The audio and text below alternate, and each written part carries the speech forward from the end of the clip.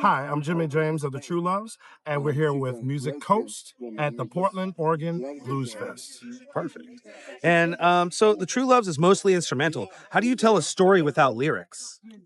Uh, just the way we feel, Right. with the horns, the bass, the drums, the percussion, drums and all that. But it's a story within itself, and stuff like just how we play, and it's different from night to night, from Yeah, what it is on the recording to how we play live, and it's different every time we do it. So definitely. that's the story right there. Yeah, definitely. I mean, everybody's dancing around too, and it doesn't matter if anybody's saying anything because everybody's listening to the music and moving around with the music. You're making everybody move around more than lyrics can make them move around. Oh, thank you. And so, what makes a groove feel finished instead of overplayed? Simplicity. Simplicity. Simplicity. It's more.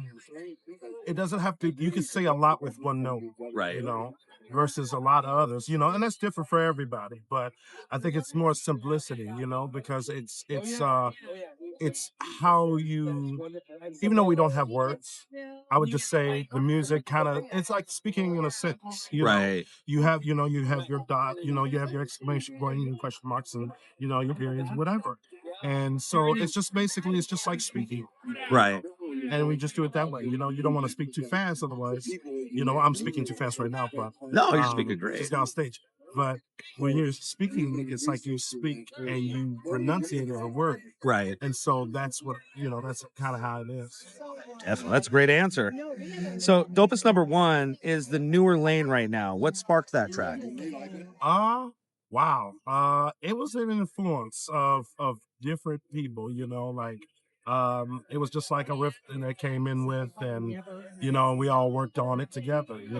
But it was just like there's a couple artists that influenced that. Anderson Paak, Led Zeppelin, Luther Vandross, Yeah, definitely. those three people you wouldn't put in the same room together, but that was the influence behind it, and stuff like that, and a bunch of other things. I love that. I wouldn't put them in the same room, but you would. You know Right. what I mean? That's what came out. I love that. And your music has a lot of pocket and restraint. How do you know when to leave space? Uh, we just do it naturally. Right. It's just like when you think about it, when you think about people like James Brown, you know, and you think of Motown and all that, and they left a lot of space between their songs, especially James Brown, of course, Right, because right. he always kept, that like between the horn, everything was a drum. The horns had their spot, the bass had its spot, guitar and everything, the drums had their spot, and so it's you kind of look at it like the cohesive parts of an engine. Right, right. Every little part makes it, but nothing gets in the way. Yeah. And that's what makes it move. Yeah, That's yeah. what makes it move. And that's what making everybody else move too. I love it. And so being a big, Pacific Northwest musician, what part of Seattle's soul funk scene still shows up in your sound? Uh, I mean, there's different people like Septimus, um, like Coleman Brown, Herman Brown, people like that.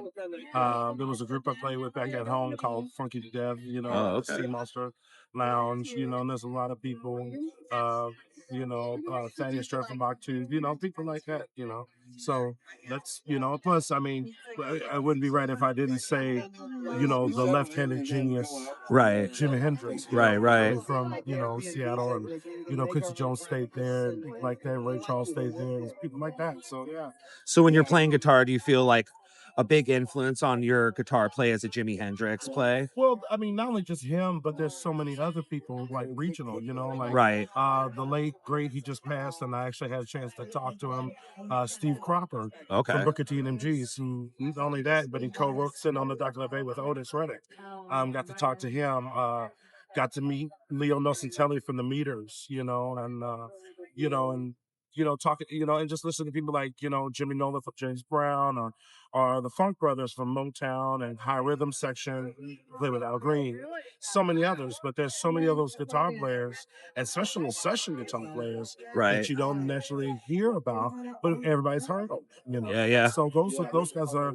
I pay them a tremendous debt because I learned from them, Right. and stuff like that. So That's cool. Big shout outs and stuff, and really giving homage to names that normally people wouldn't say around Jimi Hendrix and everything. So that's great to hear that from you. And Waterfront Blues Festival blends blues, soul, funk, roots, so many other genres, really. Where do true loves fit into that story, you feel? I think we play our instrumentals and soul music and rhythm and blues, but I mean, it's still grassroots, it comes from the ground up, so, and I mean, that's where, when you think of soul, you think of rock and roll, you think of jazz and all that, it all comes from the blues, Right. and as Charlie Parker put it, you know, if he's like, the music comes from the blues, but the minute we disconnect ourselves from the blues, the music will stop making it. Yeah. Wow. Yeah. Real great quotes. I love it. And in a live set, what usually locks the crowd in first? Drums, bass, guitar, or horns? I would say it's a stew, Right. There goes the boat. Yeah. I think there's a rhythm in everything, Right. There's a rhythm in everything. Like the horns, like James Brown put it, and I'm just gonna go back to James Brown. It's like everything is a drum. The horns are a drum. Right. The bass is a drum, the guitar's a drum, everything's a drum. Right. And so everything comes from rhythm, Yeah. And so with the rhythm, it could be anybody. Brian could be playing the bass one way, people move to that. Right. Or if it's the horns or the percussion on the drums, you build it up and it gets a groove.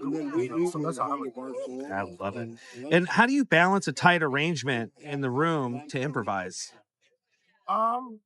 It's just on the rhythm section, like how we do it, Right. And I mean, but you have to be tight in order for it to hold together. It's the glue that binds everything. Yeah. The drums, the bass, the percussion, all that, the guitar and all that. So, it's like you can be loose but tight at the same time. Yeah. You know what I mean? It's like if I don't know if people are familiar with this, but there's a song by Herbie Hancock called Wiggle Waggle. Yeah. And everything stays rooted because you got the foundation. Mm-hmm. But once that, you can but still you got the foundation. So you can kind of roll around that, but still stay tight. Yeah. Love that. And what song in the current set best represents where true loves are right now as a band? I would say Dopus and Good Weed and Red Wine. Okay. So that's what it is. Yeah. But like I said, playing music, and I'm gonna throw this one quote, and I've thrown it in there many times before. But it's like the great James Jamerson, who played bass for Motown. Right. Said, if you don't feel it, don't play it. Okay. So it's just like, so we don't play what we don't feel, That's how I look at it. Yeah, and I definitely think that reflects to your crowd. Like I keep saying, man, it was a really great set.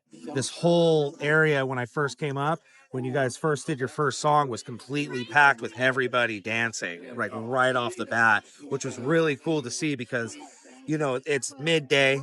You don't know what everybody's doing, and some people are trying to grab some food and everything, but everybody was dancing right there and stuff, and they were walking away from their seats way over there to come over here. You know what I mean? So that was really cool to see. So, any final thoughts?